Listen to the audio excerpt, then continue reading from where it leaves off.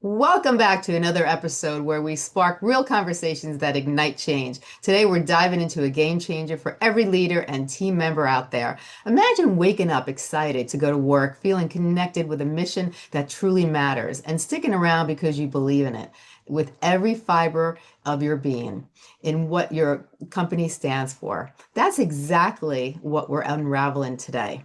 Now, today we have David. David, it's so great to have you on the show today. Take a moment to say hello to our listeners and tell them a little about yourself and your journey.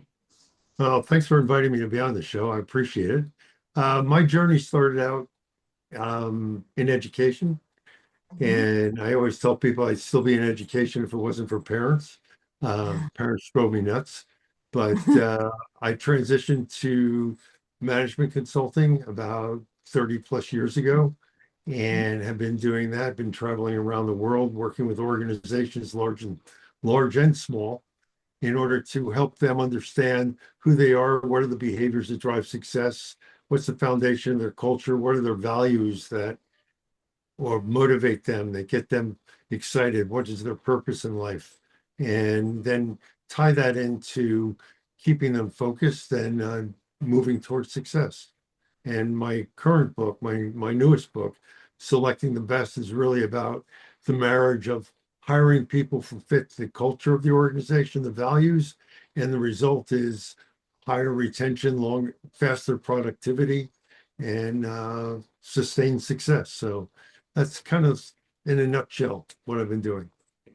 I love that. Now, to kick us off, David, what, first inspired you to explore the link between authentic company values and employee happiness? Well, I guess my own life experience.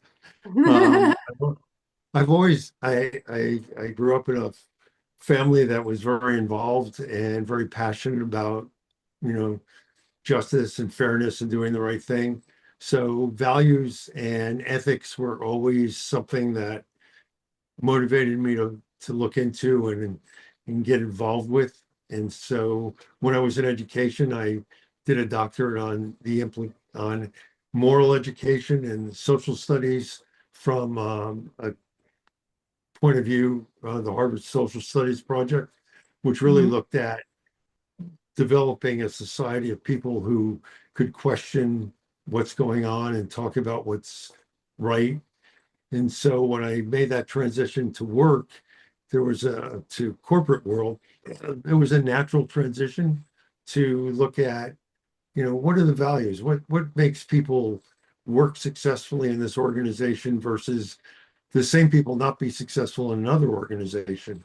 It had to Yeah. do with something, and it really has to do with, what they believe in and what they think is right. And, sometimes you can join an organization for all the wrong reasons because you're going to get a better salary or you think there's more prestige, better title, and you get there and you're miserable. When you're Yeah. not miserable because of the work you're doing, it's the same work you used to do. You're Right. miserable because you can't get along with anybody and Yes. how you behave and how they behave is very different. So really try to create organizations that are driven by people and are as great as the people inside of them. So if you can find out that root issue, which is around values, you Mhm. can create a happy organization. I love that. Now, how do you authenticate values at work and translate them into real world engagement? That's a good question. Um, well, the really The interesting thing is you can do a lot of these surveys. I got all these surveys, but those surveys are all based on the values of the person who created the survey. So if you did those, for instance, I was doing work at one of the major hospitals in Massachusetts, in Boston, Mhm. and one of the values that have driven that hospital for over 200 years was humility. But if you Mhm. use humility or if you look for humility in any of these value surveys, it would not show up. That's Right. not something which is normal. But Mhm. for this very noble institution, humility was the foundation for success for any employee. And I saw Right. that only because I interviewed employees about what really happens. How do they really engage with each other? How do they solve problems together? How do they recognize success together? And when you have, you know, world famous doctors who are talking about giving recognition to their staff, when you have the CEO of the hospital walking around and calling people, anybody, whether it was food services or anyone, they were calling, they knew their name. They knew who they were. They called them by their first name. It's, they weren't, you're not impressed with the trappings of the hospital. They were impressed with each other. So Right.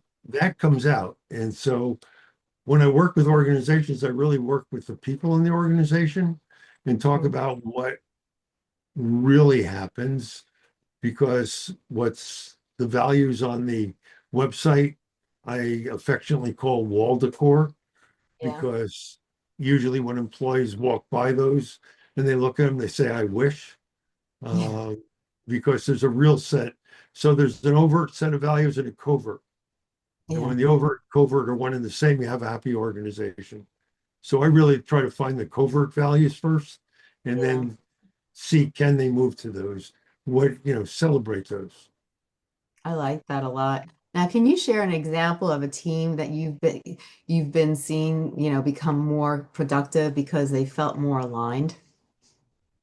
Yeah, I was working with a pharmaceutical company, major pharmaceutical company, with the engineering group and maintenance. And they had a gentleman there for years who was running the engineering group, and he always had an animosity towards the maintenance side and looked down upon them and didn't really consider them equals. Hmm. And the executive vice president really wanted an integrated team. He also saw people as equals. Yes. And at one point, we developed, I talked about what are the behaviors that drive success? What are their code of conduct, so to speak? Right. And part of that was to call out people that don't follow those behaviors. So one day I Hmm. got a phone call from him and said that so and so is really continuing not to follow what we agreed to just a month ago. And Yeah. I said, well, according to your what you agreed to, you've got to call them out on it and understand that there's consequences for doing that. And he was a little resistant to doing that. And about an hour later, I got another phone call from somebody else on the team who was complaining about the same person. So I said, well, there is safety in numbers. And so why don't the two of you get together and just be anecdotal? Don't accuse them and don't say anything negative. Just be, how do you feel when somebody does this? And how would it make you feel if they didn't? What can they do so you don't feel that way? The Yeah. good news is that that gentleman, after 20 something years there, he two weeks later resigned from the organization because he realized that his behavior, which was working for 20 years, was not going to fit, nor the organization's culture. He was always sort of a renegade for that. Yeah. And that now it's sort of stuck. And so the team functioned much better, became a much more productive team. The employees within the organization were less stressed Yeah. because they didn't see any more conflict between the leadership. And Right. so those are the kinds of things that when you can get people aligned, Mhm. um, and they can argue, it doesn't mean they have to agree on everything. They can Yeah. argue knowing that the basic understanding of what they're trying to get to is more important than, one's own ego, then yeah, you can have success. I love that. Now, why does alignment with values encourage people to take the ownership of their projects?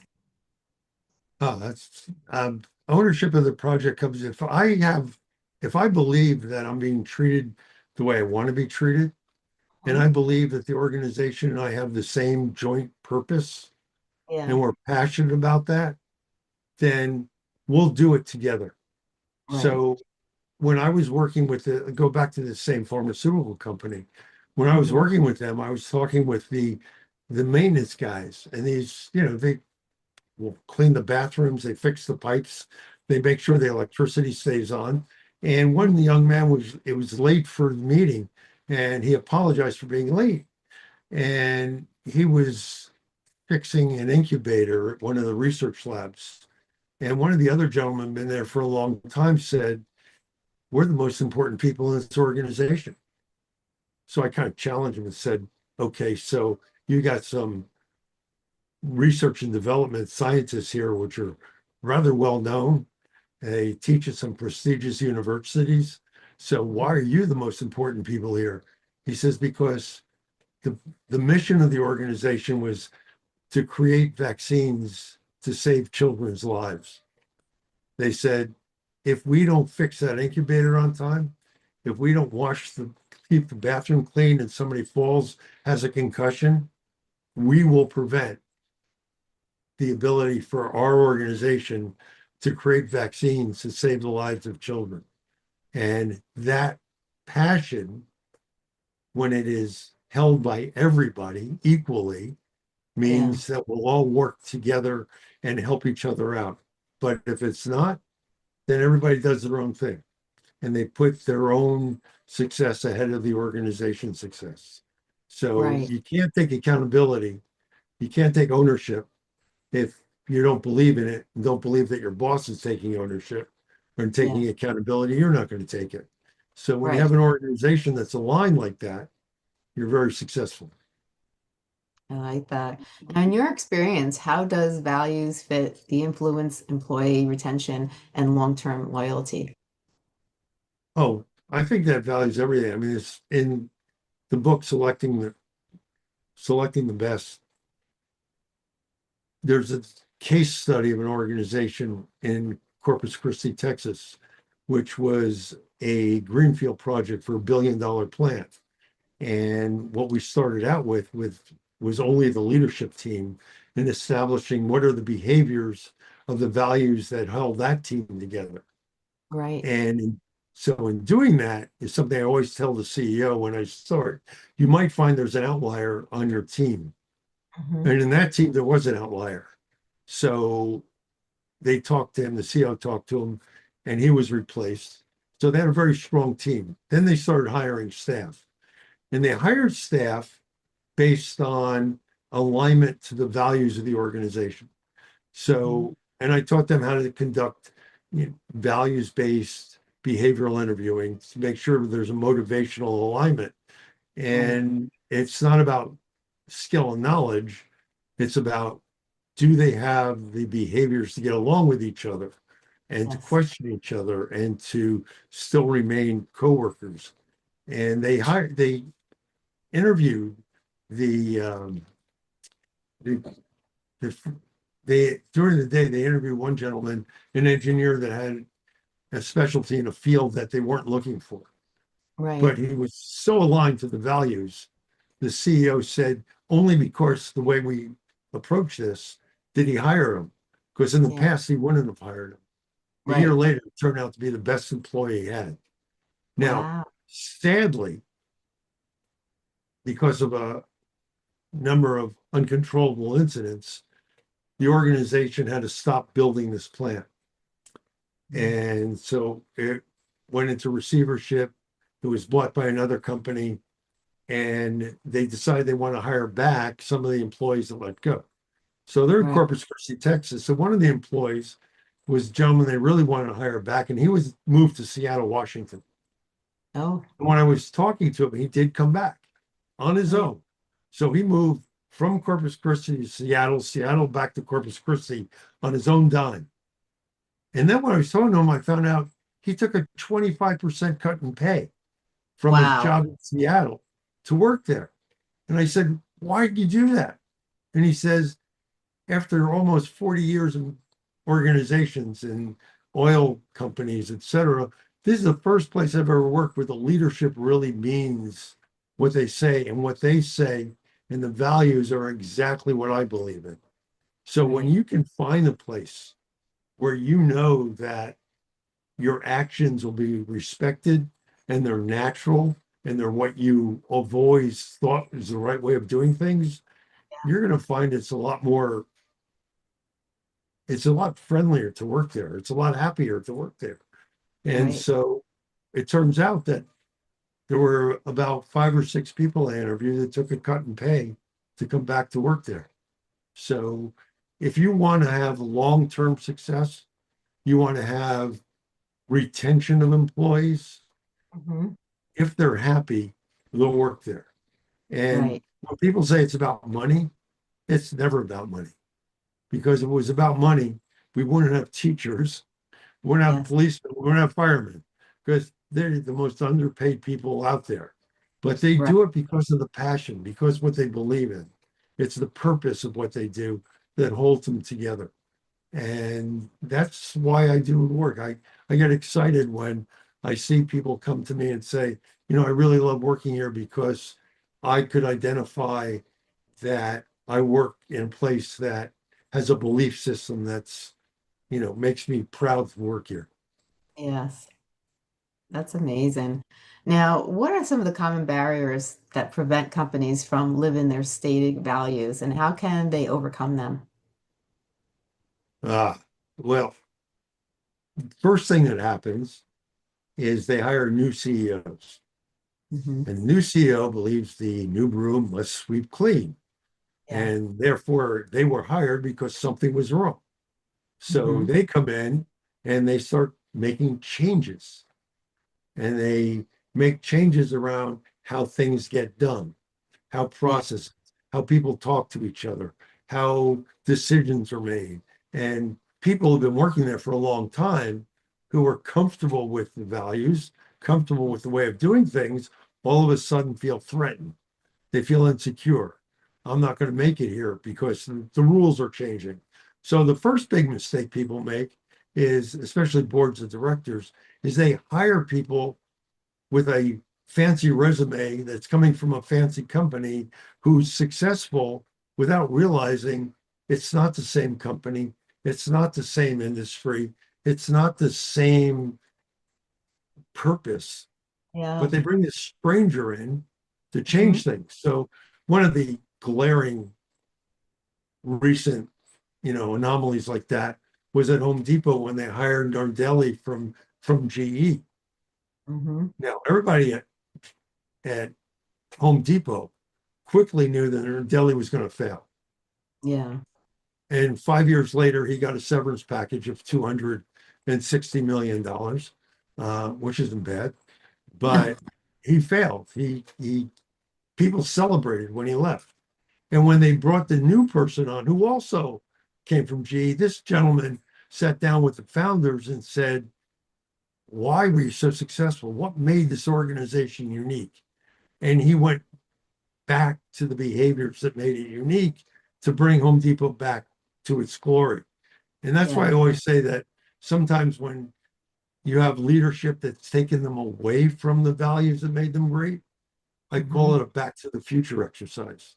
How do we Right. return to the foundation that made this organization what it is? Right. And so one thing that prevents it is new leadership who thinks they have to change things. The other thing is that people are hired into the organization that are known for their skill and knowledge, for their Hmm. experience, because that's what people traditionally hire for. Yeah. And they bring in people that don't fit the behaviors of the organization, and it creates stress within the Yes. people, and therefore there's suddenly conflict arises, or people don't want to talk to each other anymore. So Yeah. sometimes it's because of hiring practices, Hmm. and sometimes, you know, the organization's taken over by a venture capital company, and people get really worried that they're just going to sell it off for the parts because Yeah. they're not interested in long-term success. So there are a lot of different things that impact why an organization moves away from what originally made it successful. Right. That's so true. That's so true. And I've seen companies go straight downhill because they brought in somebody brand new and they changed all the core values, they changed everything, and it affected not only the company, but then people, the consumers, who made the company were also backing off because they didn't like all these changes, especially because they were made so abruptly. people, they wanted the old one back. They Right. liked the old one. And so it not only affected the people who worked within the company, it also affected the consumers and the people purchasing the products and the services as well, because they were used to the old way, and they liked a lot of the products and services and the way they did things also. Yeah. I'll give you another example of that. I travel a lot. It's too Hmm. much probably. Uh, but unfortunately not recently, but I had gone to this one hotel in Ottawa for years. And I was there once so often that I got a gift on the bed when I got to the room.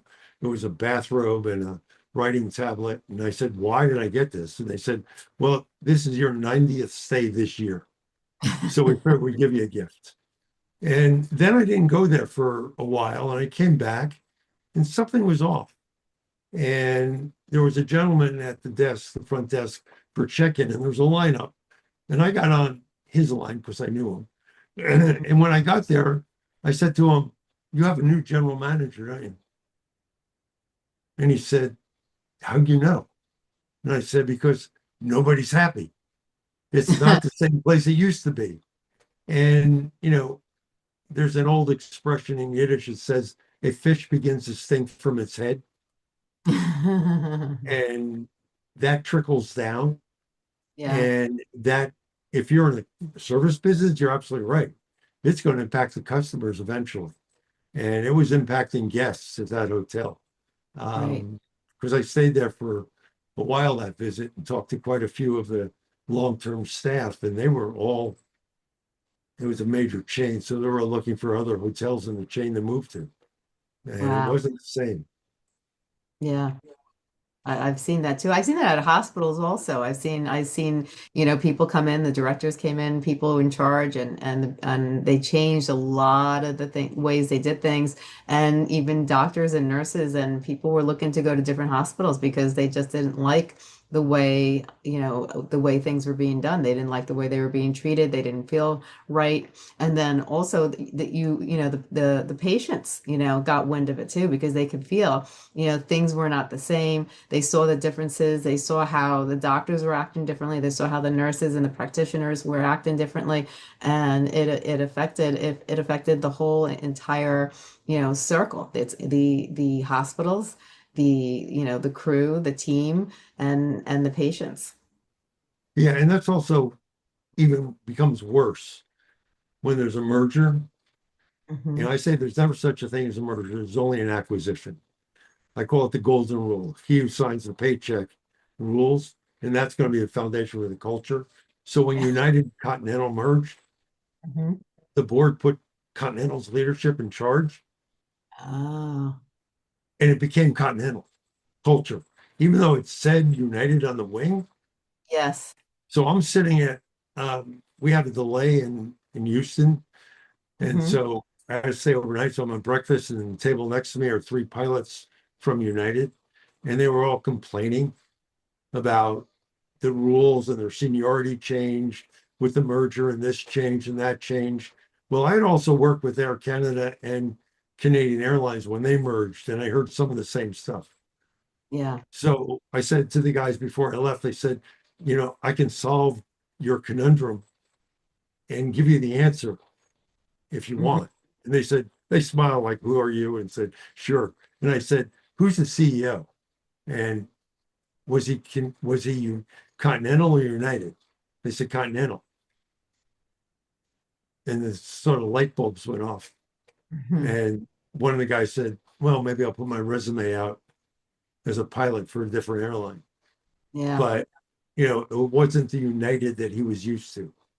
Right. And I used to get on Air Canada, and when they first merged flights, and you heard Canadian flight attendants and Air Canada flight attendants literally arguing with each other who was the better airline. And there were Yeah. very different behaviors. And you could tell if you were a frequent flyer, you know, which flight attendant came from one airline and which came from the other. Right. And because the behaviors are different. And you Yeah. join one airline as a frequent flyer because you like those behaviors. And then when you Mm-hmm. get on a different airline, you don't like their behaviors. Right. And so you say, I'll go back to the other one. So Yeah, it does have an impact. definitely does. Definitely does. I've been in situations like that where I've been on airplanes and, they had merged with other companies and, the airline stewardess were not as nice as they were when I last traveled. So you do notice the difference, They Sure acted like they do. didn't want to be there, and that does, make a very uncomfortable feeling too when you're, a consumer, on an airplane and they're not so happy. It just gives you that uncomfortable feel. Oh yeah, very much so. Very much so. Yeah. Now, your book is selling the best fostering a workplace based on values for lasting success. Now, what was the single most surprising insight that you uncovered while writing it?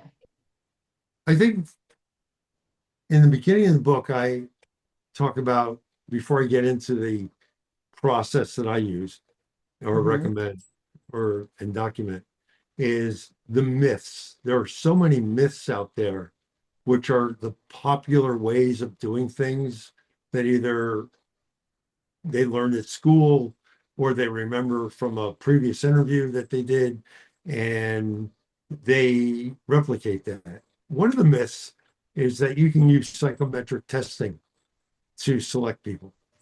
And, psychometric testing talks about traits, not behavior. Yeah, And so you can hire people based on these, and people believe in it because it becomes a self-fulfilling prophecy. Because I'm using it, I got to justify it. So I'll say it works. And yeah, I'm not saying not to use psychometric testing.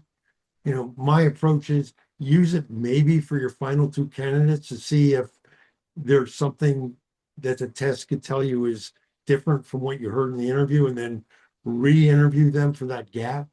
But don't right. use it on everybody. Yeah, The only people that are happy about that's the person who sold you the test, because you're using it on a 500 candidates when you right. should only use it on two. Another is an issue that started many years ago where people said, you know, don't hire for culture. And they had a misunderstanding of what culture was. And a lot of managers traditionally make the mistake of hiring in their own image. So Hmm. if I went, I the same height, I'm the same background, went to the same university, we're in the same fraternity or sorority, I get Yeah. hired, whether I'm Hmm. qualified or not. Right. And so people felt hiring in your own image was hiring for culture, and that's not true, Yeah. because I can hire for our values and beliefs, the behaviors of that, and have a variety of backgrounds, have a Right. variety of geographical differences, but we have a similar belief system.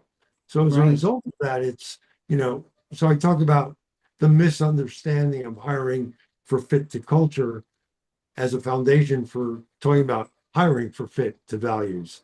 Uh, Yeah. so that, and then the other thing which is new is this whole AI thing that's going on.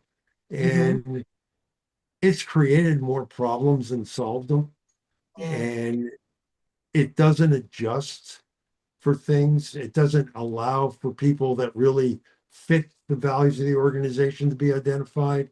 And there's been a lot of recommended interviews. Um, it's kind of funny because Amazon created an AI for screening resumes. Right. And then all of a sudden, HR, the recruiters are saying, how come we only have males we're interviewing? Because the whole idea was to try to get females into the organization. Right. Well, the AI was based on people who've been successful in the past. We're all male. So they threw out $1 million project because it didn't work. Right. And because we're talking about fit to culture, fit to the organization's behaviors, that's not accounted for in a lot of AI projects. And Yeah. since no two organizations are exactly the same, Right. using some standardized AI isn't going to work. And the Right. irony of it all is now with Workday, which is used by like 10,000 companies around the world, they're Yeah. being sued because Workday's a resume system kicks out anybody that's over 40. Right. And so, like, what's going on? So I have a warning for that. And also, there's now these bots that will interview you Mm. and they'll ask the question and they'll take your facial expression, etc. But the Yeah. problem with AI is it has a it cannot interpret correctly Right. people with accents because Yes. it's not trained on that. And it Yes.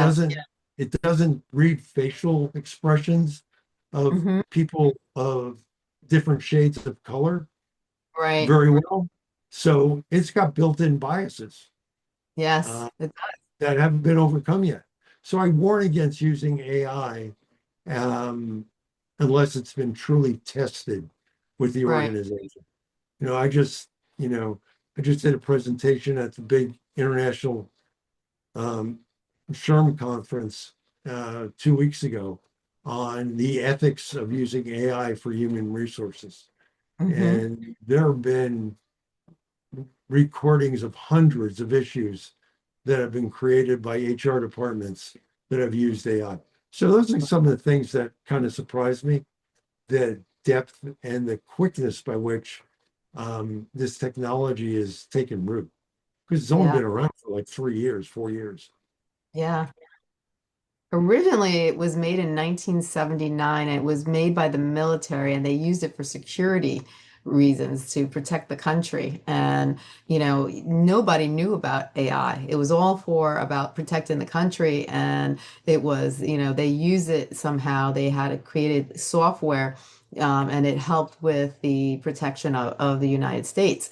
But it was never meant, for more. And then later on, they found out more ways they could use it. But the problem is that it pulls old information or pulls data and it misinterprets data, so people now see that we can incorporate it in different things, but it's not meant for to take things too hard. It's meant to give us guidance, a strategy, ideas, and then we do the rest of the work. It opens you up to new ideas that you may want to consider. But a lot of people just copy and paste and they implement it right away. And like you said, it can be interpreted different. I had spoken with a person, I gave them advice on how to build, their audience. And AI mentioned in the report, because I gave him a copy so he would remember what we talked about. It said he sounded very disappointed and sad, and he had an accent. So Yeah. he he was a little upset by that. He's like, I was not disappointed or sad, but AI just mentioned his tone. They just mentioned that, during this meeting, he sounded very disappointed and sad. And it was because of the interpretation of his accent. Right. And it was, so yes, you're definitely right when it comes to stuff like that. Use of AI that was used in industry, as far as I know, everybody's had experience with, and it's credit rating, credit Yeah. score. And I worked with a woman who was considered one of the top 10 women in US banking Hmm. and was in that area. And she always said to me, it's always 10% wrong. There's at Yeah. least 10% of people who get a good credit rating and therefore we give a loan we should never give a loan to. And there's at Yeah. least 10% that say they should never get a loan that we should give a loan to. So Right. even one that's been around a long time and has been refined over and over again, it still doesn't get it right all the time. Right. So, that's why people go to the bank and they then complain, I didn't get my car loan, I didn't get this.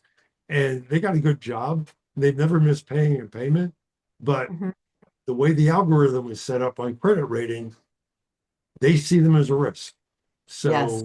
So, it's AI's got its issues. And the way I look at it is there's lots of AI out there right now Hmm. and different versions of it. And when Yes. you think about more recently, when there were search engines, when the internet first flourished, there were Hmm. hundreds of them to choose from. Yes. And now there's only basically three. Right. And it's going to be the same thing with AI. When you Yeah. think about the automotive industry started, there were literally hundreds of car manufacturers. Yes, they were. Now there's maybe 15 to 20 around the world. Hmm. So it it works itself out.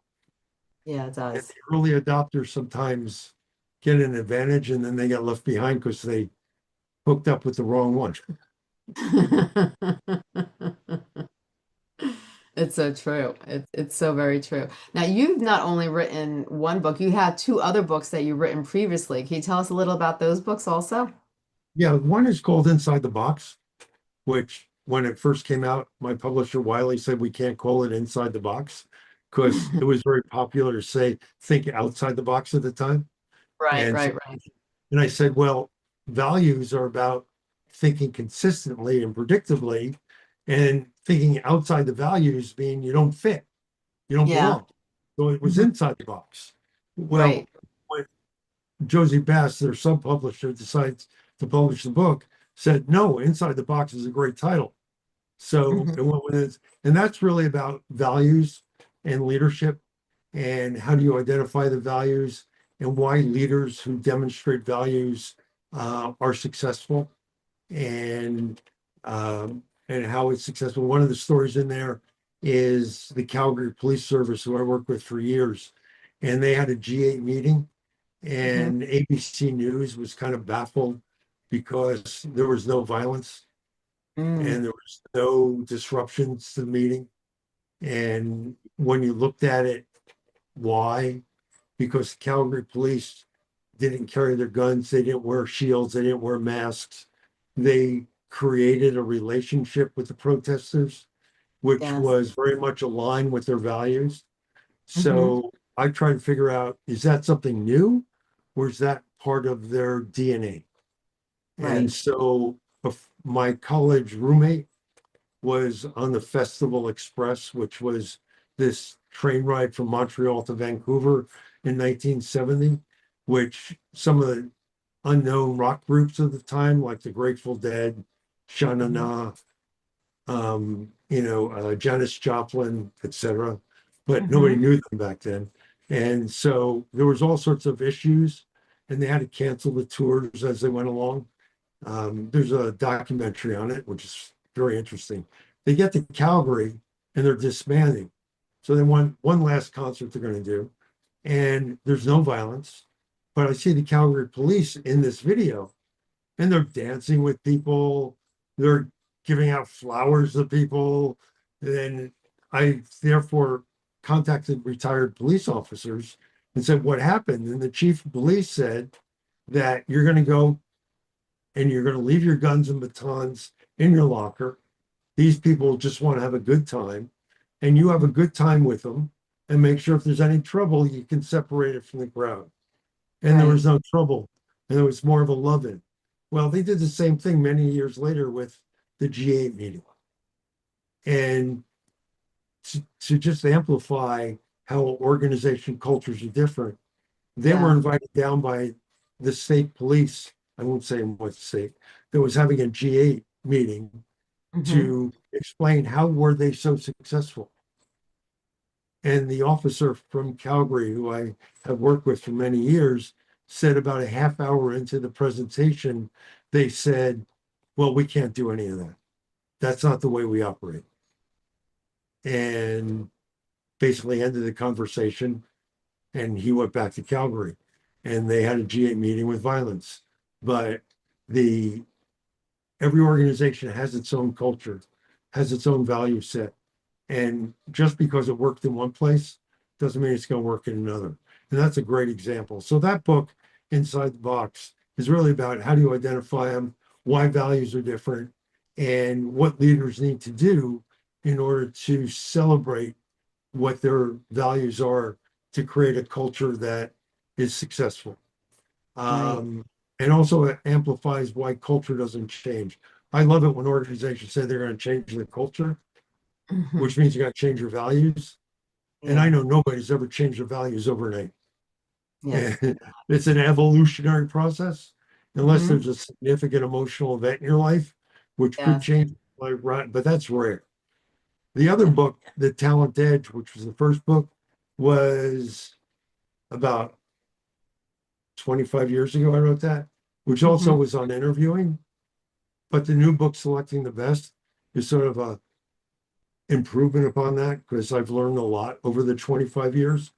Right. So the new book has a lot of new information in it, as an update, and it focuses more on value alignment than that book. So those are the two books, the three books. I love that. I love that. Now, if a leader could implement just one change tomorrow to strengthen values and alignment, what would you recommend? I would recommend do something one of the CEOs did many years ago when Hmm. we looked at the values and looked at the behaviors of the values that had root in the organization. And in discussing it with him, he said that's a value behavior that behaviors that I myself don't do. Hmm. And he had the courage to actually say to people at an all hands meeting and on a video that was distributed to people that weren't there that Yeah. I need you to point out to me when I don't do this because Right. I admit that I don't do it. And then I Hmm. know I have to do it because historically we are more successful when we do that. And so to have the courage to do that. And the other piece I'd recommend is not to say they are aspirational Hmm. because once you announce them, people think you're going to live them. Right. And say they're aspirational, you give people excuses to justify doing the wrong behavior and say, I'm not there yet. Yeah. And so now the people that are there and the people that aren't there are going to have an Yeah. issue. So Mhm. I would say know your values, not the aspirational values you want or think Yeah. people want you to live. Be yourself, be authentic. What are your Mhm. values? And the other thing which is like drives me nuts is when people say core values, they Mhm. imply there's a second set of values if the first ones don't work out. You have Right. one set of values. There's no such thing as core values, in my opinion. There's Right. one common set of values that's the foundation, the rest are beliefs. And Yes. so my definition of values are strongly held beliefs, emotionally charged, resistant to change, universally applied. They are the Right. same for everybody in the organization. There's not, it's like you can't be a little bit pregnant, I guess. Or you can't be like, it's okay to have some of the values some of the time. And as I grow, I'll get more of them. No, you have to have them from day one. Yes. 100%. I agree with you. Definitely. Now, if you had to take today's conversation and you wanted to emphasize on some important factors, what are some things you'd like to emphasize that you want the listeners to walk away with today? So understand what your value behaviors are, Hmm. understand what the organization's values behaviors are, and to Hmm. make sure there's alignment and for you to be emotionally healthy and for the organization to be healthy. It's a hard thing to say when, especially if you're a recent graduate, and you just want to desperately get a job, Hmm. but you're going to be finding a new job in 6 months because you're Right. unhappy there. So are you Hmm. better to wait and find the right organizational fit, or you better just to jump in and be miserable?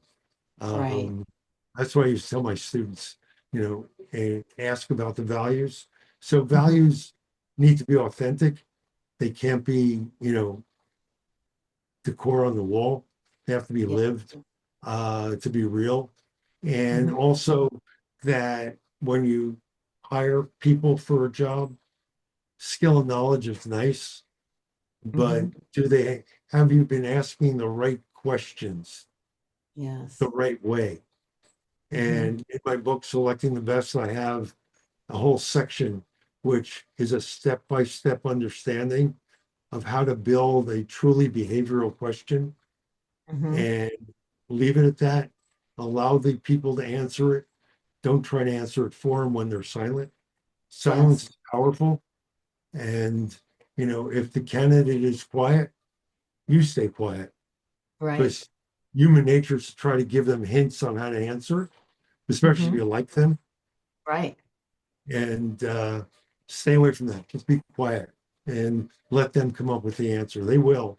And then figure out, does the answer fit what you're looking for? I love that. So I think that that's it. And leaders have to be authentic and they have to be real. And they have to Hmm. understand that if they act a certain way, they'll find people who also act that way, have the same Right. purpose. It'll be a long-standing organization. I like that a lot. That's great advice to give to the listeners. Now, where can people find your books? Well, the books are on Amazon, Hmm. and that's the best place to get them. The first two books, Inside the Box and The Talent Edge, are only available now in e-readers. Hmm. Uh, Most publishers are going away from having inventory. Yeah. Um, and so only recent books are really hard copy. So Hmm. Amazon's the best place to get it, or any of the online sellers. They all have it. Um, and because it um, is distributed by a Canadian publisher, Hmm. there's not it's not going to be found in bookstores as hard Right. copy, except in the online stores. And Hmm. also they can get information about the work I do by going to the website, which is sagltd.com, sagltd.com. And it really details a lot of the stuff. And I have a lot of the articles I've written, and also on LinkedIn. I have a lot of articles there on all of these topics, especially corporate culture, um, articles on hiring, talent management, etc. And can you tell people, briefly, like all the different services you provide? Yeah, we worked with not only values and identification of values, but really the application of those values to selection systems, interviewing, performance management, succession planning, leadership development, identification of high potential leaders in a fact-based, bias-free way. A lot of the stuff we do 360 feedback with organizations. The idea is to try to be bias free, to be accurate, and to be fair. And Hmm. how do you do that is not easy. And Right. so we've developed some ways of doing that.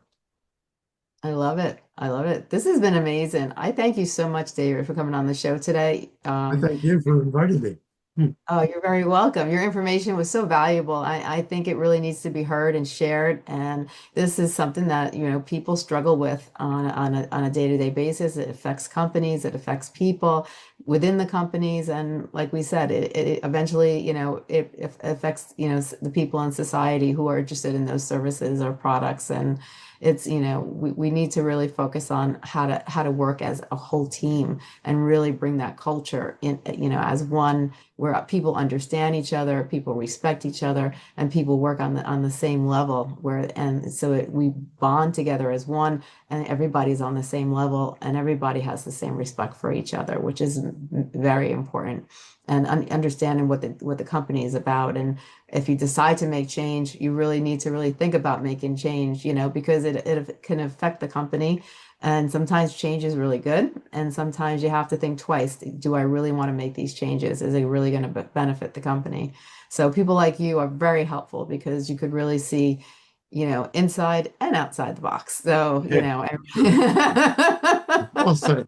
Yeah, and change for the sake of change or because the competition is doing it, usually the wrong reason. Right, You know, be yourself. Don't you're not the competition.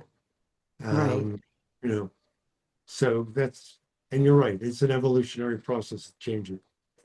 So Yes. thank you for the conversation. Oh, you're very welcome. And I hope you have a wonderful day. I hope you have a great day and Thank you. thank you.